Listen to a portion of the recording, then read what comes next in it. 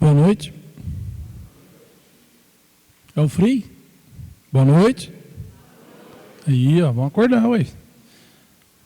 É o melhor dia da semana para mim, é a quarta-feira com o Evangelho.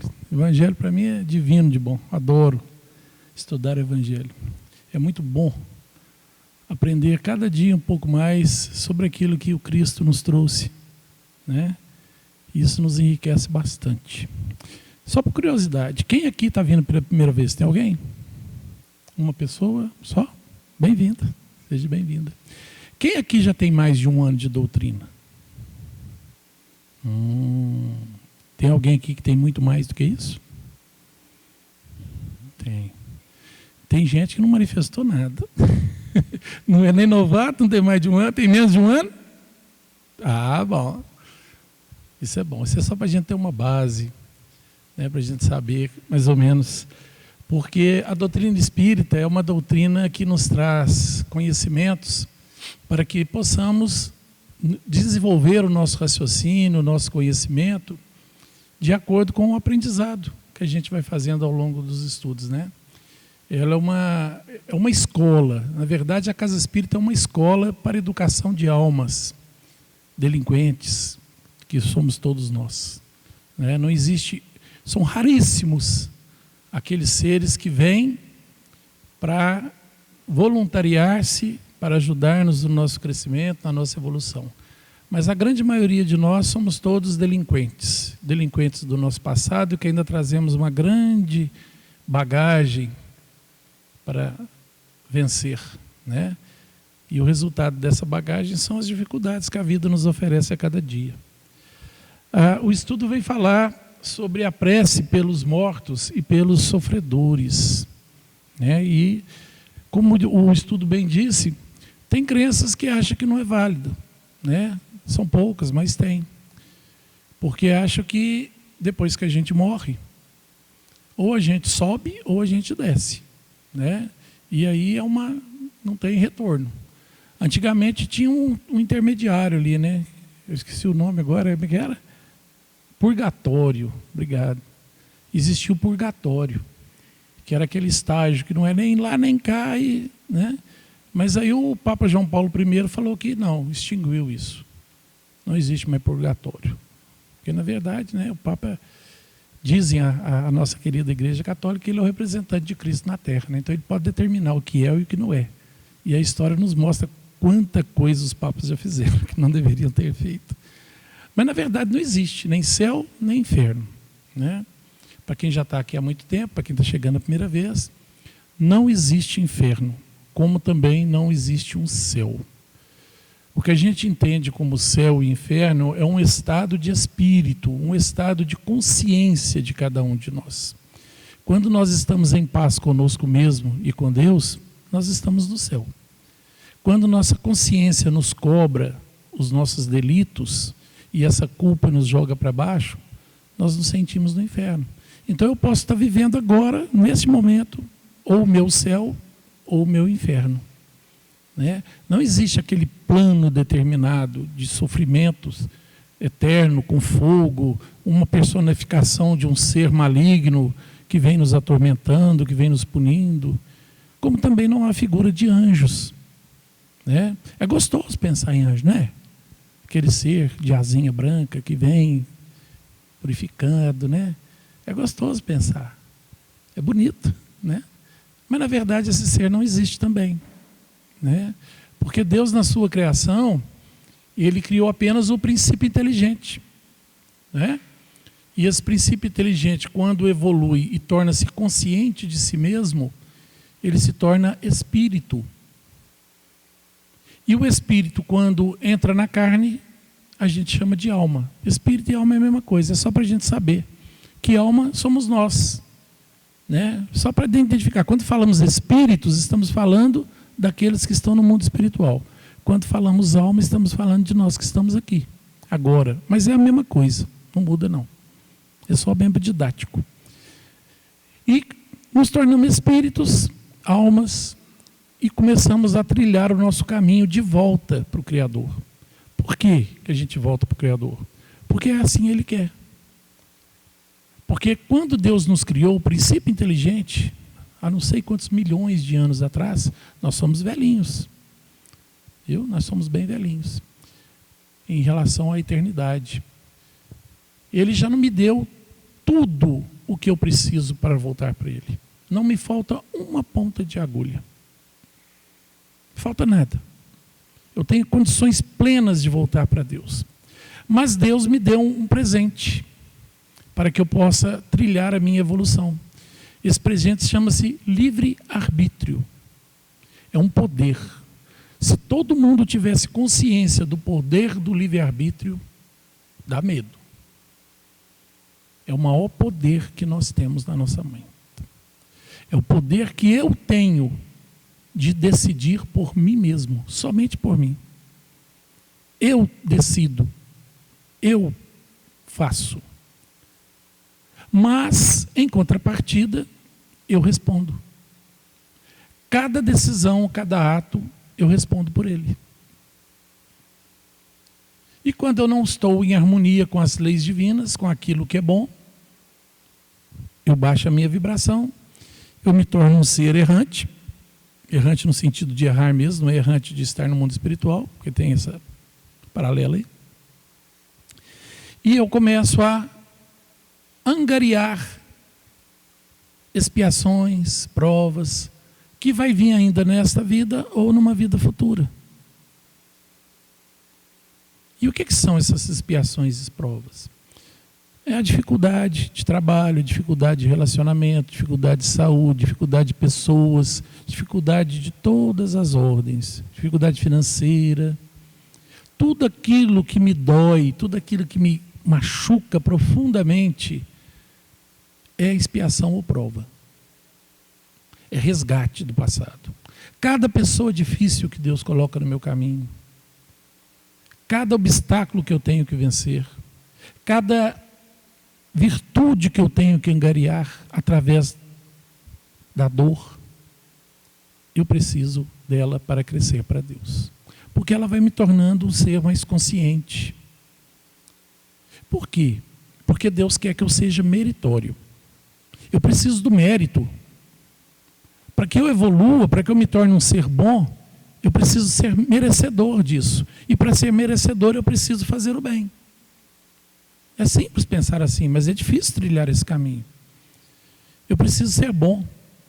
Não é não fazer o mal, a doutrina é bem clara sobre isso. O bem, o mal é a ausência do bem. Ou seja, quando eu não faço mal, mas também não faço bem, eu ainda sou mal.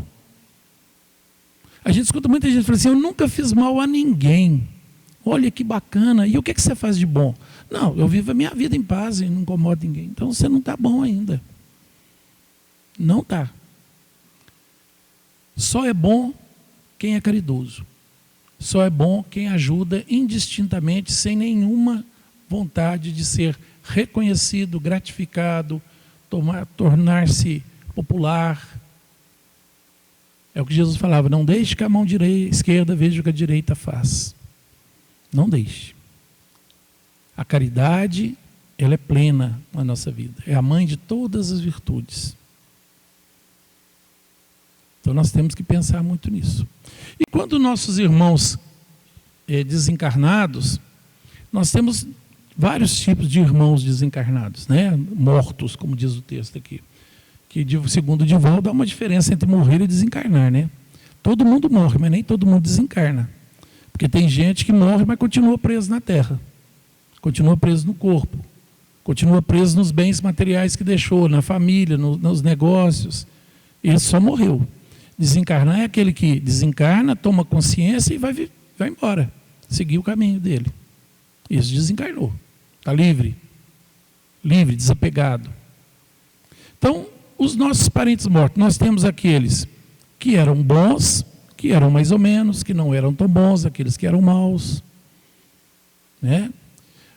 E eu posso fazer prece por eles, esses não tão bons e maus caem aqui nos sofredores, né? Porque o texto diz, da prece pelos mortos e pelos espíritos sofredores. Olha que interessante a diferença, pelos mortos e pelos espíritos sofredores. Todos estão mortos, mas o texto separa isso aqui e faz uma distinção. Eles recebem? Recebem. É como se fosse um bálsamo, uma brisa suave. Sabe quando a gente está sentindo um calorão e vem aquele vento gostoso, fresquinho, a gente está... Não, que delícia. É mais ou menos isso que eles vão sentir lá. Uma sensação de bem-estar, uma ligação. Ele sente que uma pessoa está lembrando dele, que a família está lembrando. E isso faz com que ele, por um instante, fique mais consciente de si. E pode ajudá-lo a tomar outra decisão no plano inferior, no mundo espiritual. Pode fazer com que ele siga os novos caminhos. Que ele se arrependa do mal que fez, em sabendo que mesmo sendo quem foi, ainda há gente que considera, que tem amor, que pelo menos quer o bem dele. Não é assim? Então a gente precisa pensar nisso. Esse estado de oração. A palavra oração ela é interessante, como a nossa irmã disse ali na prece dela, que é para ajudar o orador. E orador é aquele que fala. Orador é quem se dispõe a falar. No caso da oração, a prece, que também é uma diferençazinha, é aquele coisa que eu converso. Eu vou conversar. Com quem que eu vou conversar? Com o meu Criador. Orar é conversar com Deus. Ontem no estudo do Perguntas e Respostas, eu estive aqui, caiu uma pergunta e nós falamos sobre mais ou menos isso. A pessoa perguntou assim, se eu tenho que seguir Jesus, eu posso conversar direto com Deus? Foi mais ou menos isso a pergunta. Lógico, você tem que ir direto a Deus.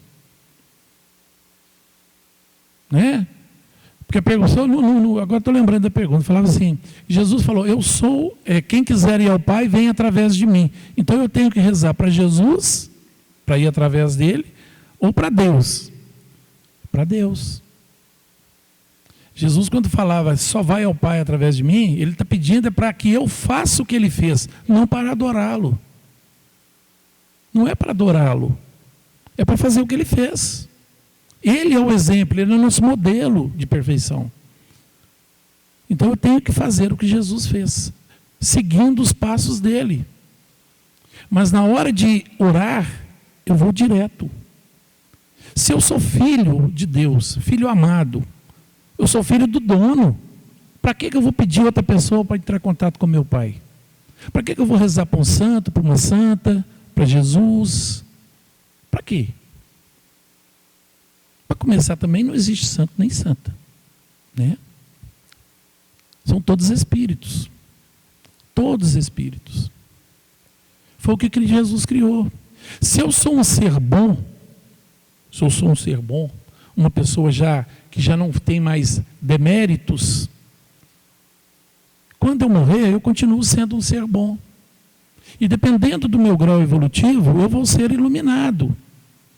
Se você quiser me chamar de santo, de anjo, fique à vontade, mas eu continuo sendo um espírito trilhando o caminho da perfeição. Se eu sou um espírito ruim, uma pessoa de má índole, quando eu morrer, eu continuo sendo ruim e de má índole. Se você quiser me chamar de capeta, de demônio, de satanás, fique à vontade, mas eu continuo sendo seu irmão inferior, ainda que um dia chegarei a Deus. Não muda nada. Então a gente precisa tirar essa coisa do demônio, do anjo, e entender que somos todos filhos de um só Criador. Todos irmãos, independente do nosso grau de evolução, nós somos só uma família universal. Uns um pouco mais adiantados, outros não, mas somos. E todos nós vamos um dia chegar a Deus. Todos nós vamos. Não vai ser hoje, não vai ser amanhã, nem vai ser daqui umas 3 ou 4 encarnações. Vai demorar, mas eu vou.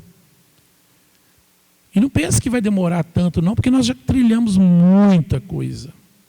Nós já fizemos muita coisa. Nós temos aí N encarnações, inúmeras, dezenas, centenas de encarnações no nosso currículo espiritual. Já vivemos em todas as épocas da humanidade.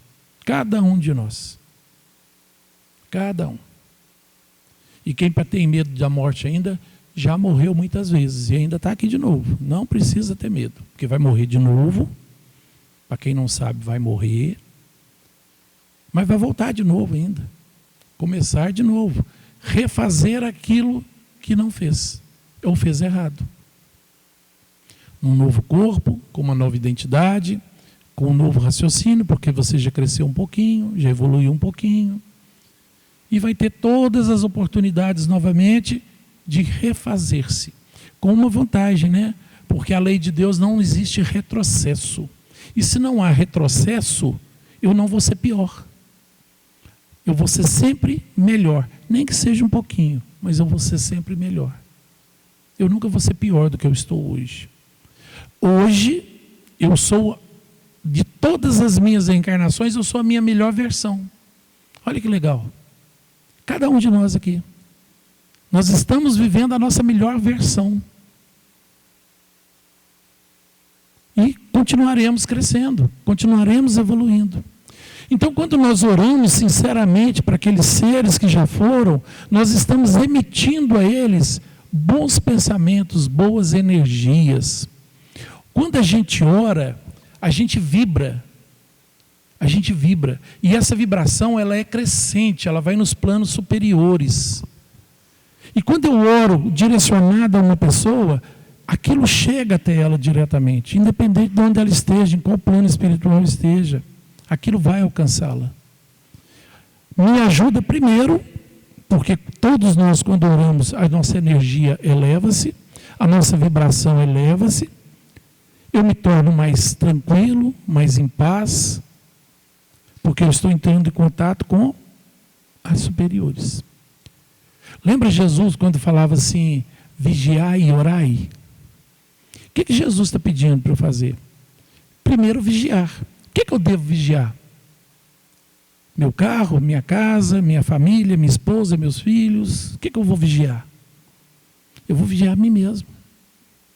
Eu tenho que me policiar 24 horas por dia. Vigiar os meus pensamentos, as minhas palavras e os meus atos. Eu preciso ter essa consciência. O que eu estou pensando? Qual é a qualidade dos meus pensamentos? Qual é a qualidade das palavras que eu falo com uma pessoa durante o dia? As palavras que eu falo são palavras de evolução, palavras de fazer com que o outro melhore, de incentivo, de promoção do outro. Eu falo coisas boas, eu fico falando coisas más de outras pessoas, desejando mal. E quando eu vou fazer alguma coisa, o que eu faço realmente é aquilo que eu gostaria que o outro me fizesse. Quando eu vou fazer alguma coisa para alguém, eu faço com toda a qualidade que eu gostaria de ter para mim. Eu dou só uma pinceladazinha. Então eu tenho que me vigiar. E toda vez que eu perceber que a minha palavra, o meu pensamento ou os meus atos não são de qualidades divinas, dentro daquilo que o Cristo me trouxe, aí eu paro, elevo o meu pensamento a Deus e falo com Ele, Senhor, eu estou errado. Ajuda-me nesse instante. Se tiver algum amigo do passado que não me quer bem, auxilia-o primeiro, porque ele está muito necessitado e tentando me influenciar nesse momento. Mas depois venha ao meu socorro, Senhor, porque eu não estou legal. Faça-me diferente do que eu sou. Auxilia-me, mande bons espíritos que possam me inspirar em mudar a minha qualidade. Aí eu melhoro. Eu me sinto mais leve. Eu me sinto mais... Por quê? Porque eu levei meu pensamento em sintonias superiores. Bons espíritos que estavam naquela sintonia superior já vieram me auxiliar, porque Deus atua na criação através das criaturas. Entenderam isso? Deus atua na criação através das criaturas. Quando eu oro a Deus e peço alguma coisa, Ele não vai me mandar diretamente, porque Ele não pode.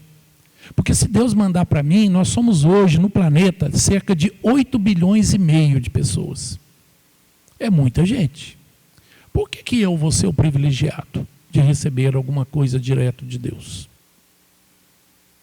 Por que a gente tem mania de achar que Deus vai olhar para mim e falar assim, tadinho do Márcio, eu vou mandar para ele é gente fina, né?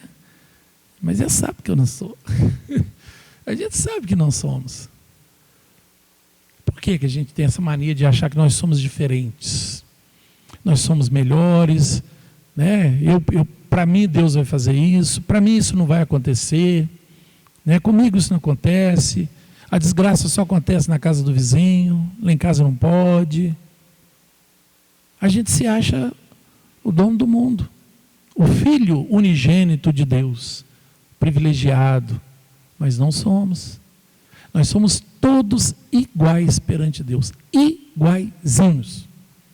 Eu falo muito aqui, Deus ama Jesus Cristo, que foi o maior ser que já esteve no planeta. Ele é o governador astral do planeta. Ele é o nosso mentor, o nosso tutelo. Ele que responde a Deus por esses 8 bilhões e meio de almas encarnadas e mais 22 bilhões de almas que estão no mundo espiritual esperando uma oportunidade para vir.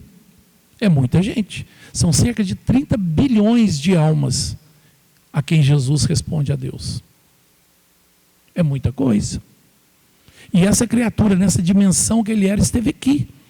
Só para me falar assim, eu vou te mostrar que é possível passar pelo mundo e vencê-lo, sem cometer um único erro. E ele veio e fez. E para quem acha assim, mas ele era o filho de Deus. É, da mesma forma que eu sou. Não tem diferença.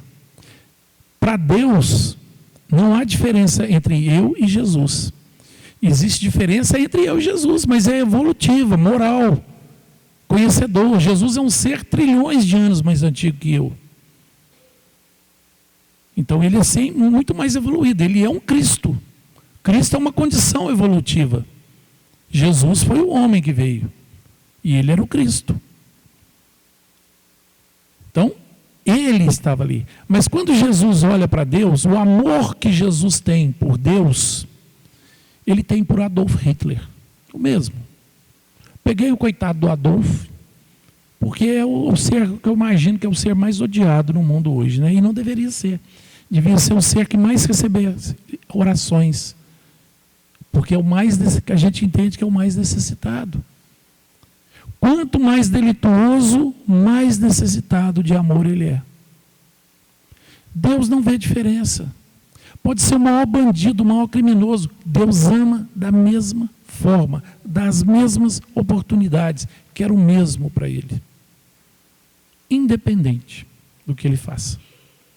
Só que esse ser vai ter que voltar e resgatar os erros que cometeu. Porque a lei de Deus, ela é branda, mas também ela é rigorosa. Nós vamos. Eu falo brando no sentido seguinte: vocês acham que hoje, nessa atual encarnação, nós estamos pagando todos os nossos débitos do passado? Tá, não.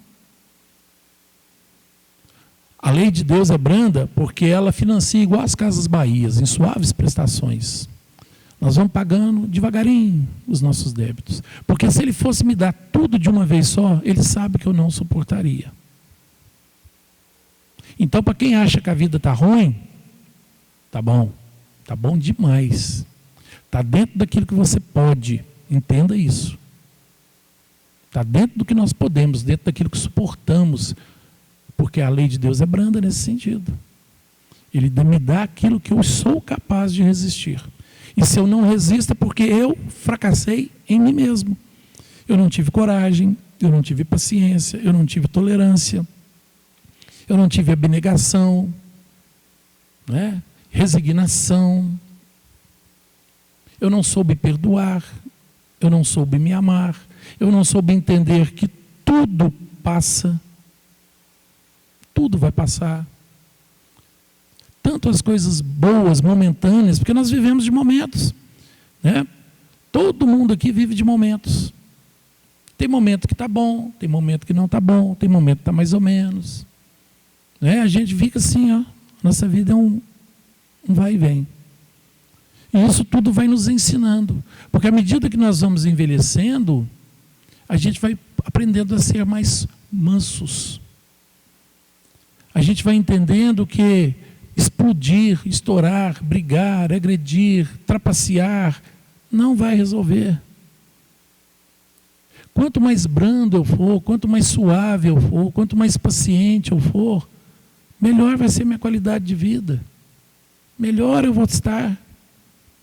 Para que eu vou entrar em atrito?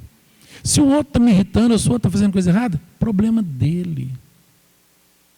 É problema dele, não meu.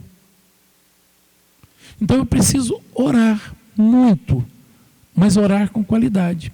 Quem aqui reza o Pai Nosso constantemente? Isso. Como é que vocês rezam? Pai Nosso que estais nos céus, santificado seja o vosso nome. É assim? Alguém parou para entender a oração? Vocês já estudaram o Pai Nosso? Estudou mesmo? Quando vai rezar o Pai Nosso, que é a oração mais... Estou falando do Pai Nosso, que é a oração universal, né? Você reza com sentimento? Você entende o que cada frase dessa oração significa? Ou a gente reza só por palavras? Infelizmente, eu vou dizer, tem benefício? Tem. Mas não com a qualidade que poderia ter se você mudasse a sintonia dessa oração. A oração não tem que sair daqui, ela tem que sair daqui. Ó. A oração sai do coração, não das palavras.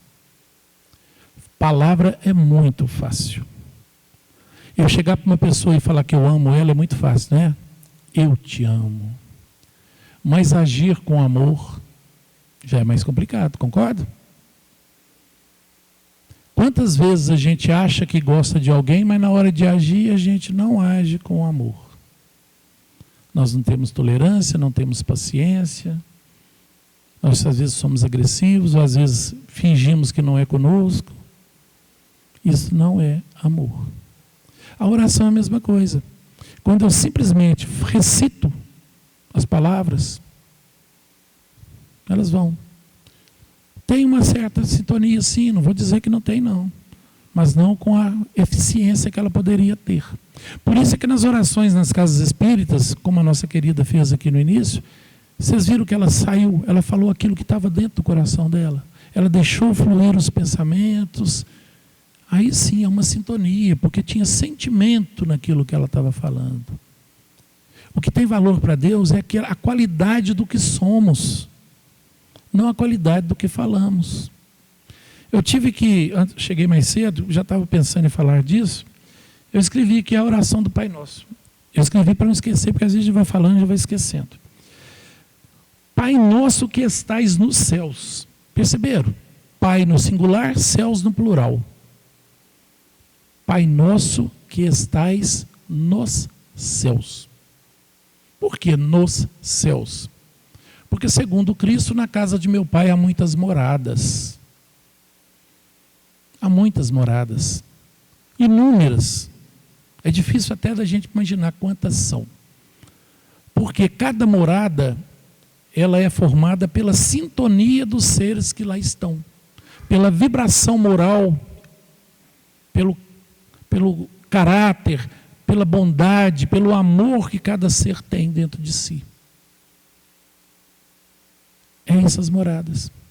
Existem moradas de tanta felicidade, tanta paz, que é difícil até a gente conceber.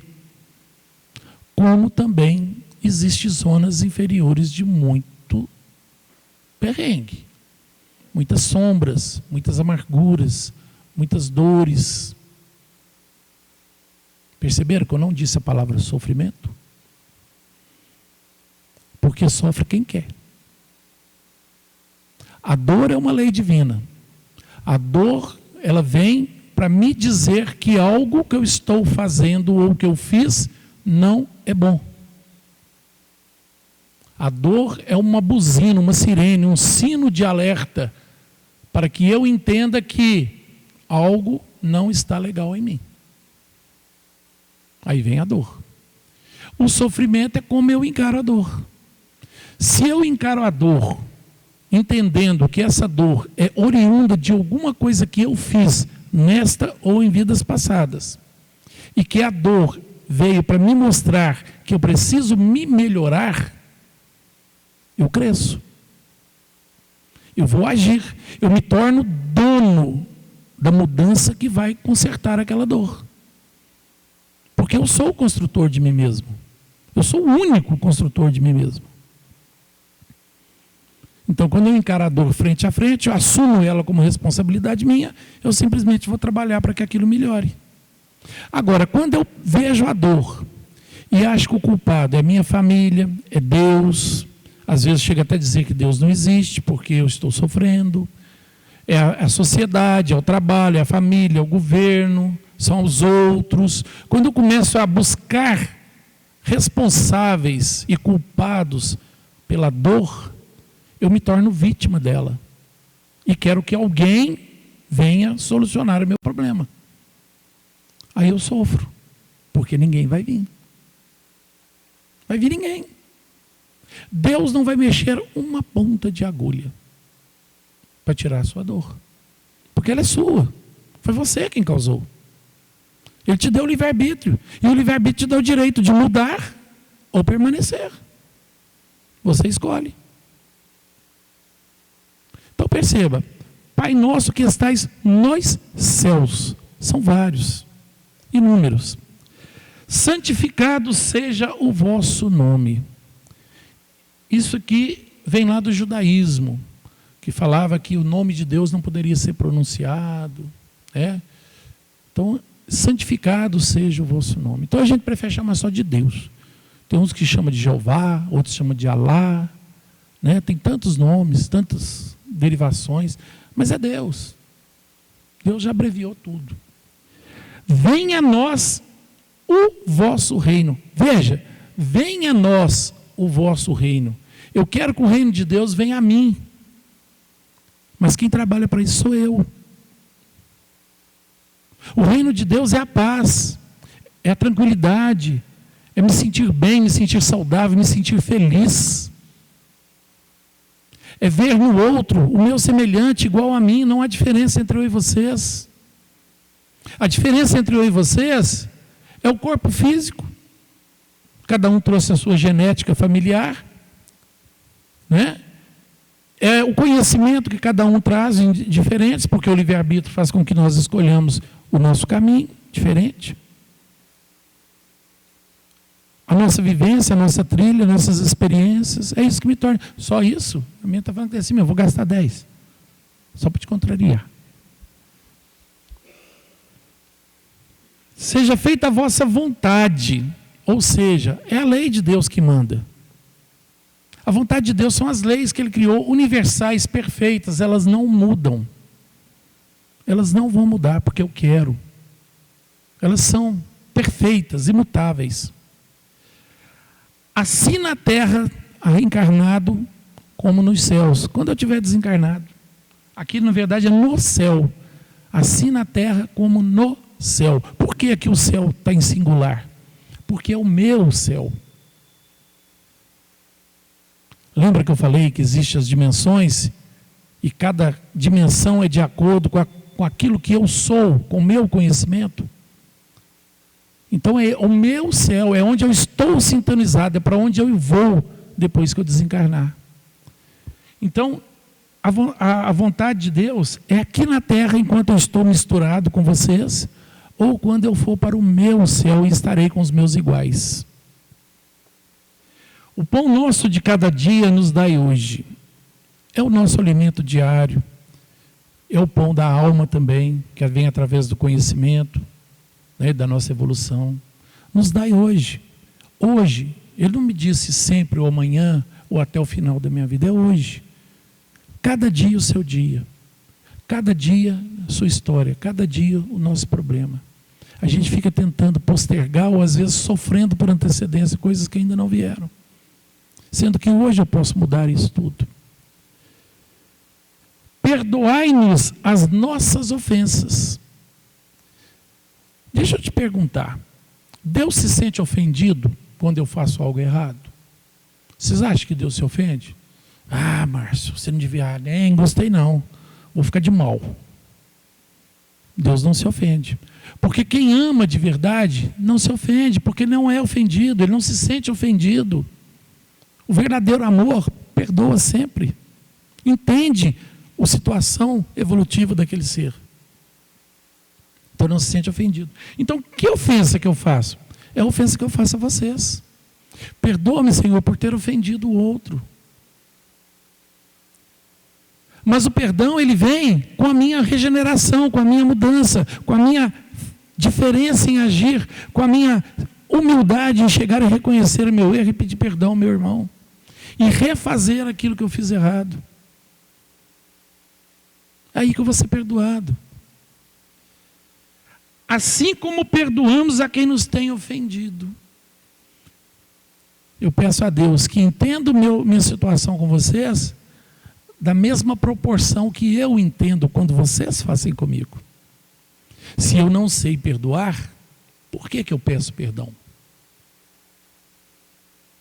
Se eu sou um ser vingativo, por que eu quero que o outro me entenda e deixe para lá? É na mesma proporção. E não nos deixes cair em novas tentações. É como aqui nessa oração parece que Deus é que vai determinar se eu vou cair em tentação ou não. Como Deus pode impedir que eu caia em novas tentações? Através do conhecimento, que o próprio Cristo já trouxe. Toda vez que eu entendo esse processo de crescimento, eu começo a ver o que eu devo e o que eu não devo fazer. Quantas vezes a gente vê pessoas falando assim, a carne é fraca. Eu não resisti. A carne não é fraca, não. A carne não decide. Você acha que o corpo decide por mim o que eu quero?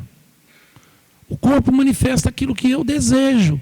Se eu cedi à tentação, se eu fiz algo errado, foi porque eu quis. Não é porque a carne é fraca, não. É porque minha moral está baixa, meu caráter está ruim. É por isso que cedi. E se eu cedi, eu tenho que redimir. Eu tenho que me melhorar. Né? Mas livrai-nos do mal. Qual o mal que Deus tem que me livrar? Do mal do outro? Do mal de entidades que me querem mal? Ou do mal que eu faço aos outros? Livrai-me, Senhor, e me ensine a não praticar o mal, para que eu possa me tornar um ser do bem. E é praticando o bem e fazendo a caridade, já está querendo, né? Calma. E fazendo a caridade é que nós vamos nos elevando para Deus. Tinha mais coisa para falar, mas parece que o tempo já esgotou. Eu nem vi que passou 50 minutos, querida. Passou? Mas, gente, vai ficar para uma próxima, então. Porque se eu ficar mais um pouquinho, corta meus bônus horas. Um abraço para vocês.